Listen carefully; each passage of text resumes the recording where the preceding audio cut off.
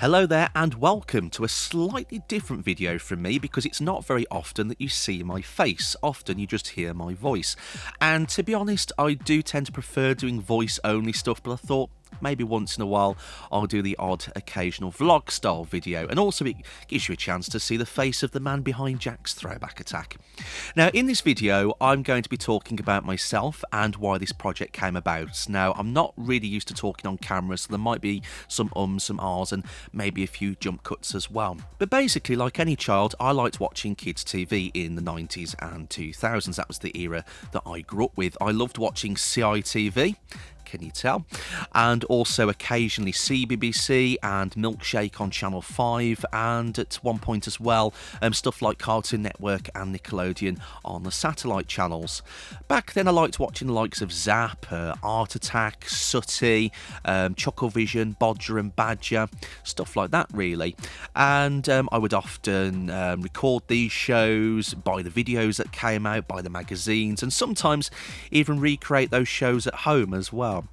Now, when I got older and I got a computer, this was around about 2005, one of the first things I did was look up these old shows actually, because by this point they'd finished. I'd stopped watching kids TV regularly, and I was just curious as to how these shows were made and how many episodes there were, how many series. And that's what I continued doing over the years, and I got to know a few like-minded fans as well of the old days of CITV, some of whom I'm still in touch with to this day. And it was also the very early days of YouTube and Google Video as well, if you remember that. And some of us used to post clips online that we'd recorded and, reminisce of some of those great memories. And that continued for a few years. Then, around about 2011, I started volunteering in local radio, and for many years I've been volunteering with a place called WCR, and I've done lots of stuff there. I've done many live shows, done interviews, done adverts, features, stuff like that. And to this very day, I present a show which is called Acceptable in the Noughties. It goes out at 9 PM every week, and it's where me and my friend Lyndon host an hour of classic noughties tunes. So if you are a fan of that era and that's your decade, then why not tune into it? You can find us at wcrfm.com. And so while volunteering here, one of the things that I was brewing in my mind around about 2018 was the idea of doing a podcast about classic kids TV. And very kindly, the people that run this place, especially Andy, who is the station manager, were happy for me to borrow the studios to record this project. And originally it was going to be me and a friend were going to chat about the shows that we remember.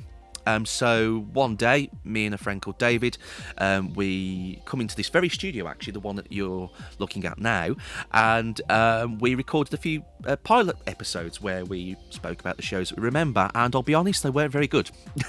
I listened back to them and I just thought, no, these aren't very good, they're not great. So I thought, well, why don't I try getting some of the people on that were involved in these shows? Now, I'm going to be honest, I didn't think it was going to work. But I thought, well, there's no harm in trying. So I emailed a few people, and amazingly they got back in touch and they wanted to do it.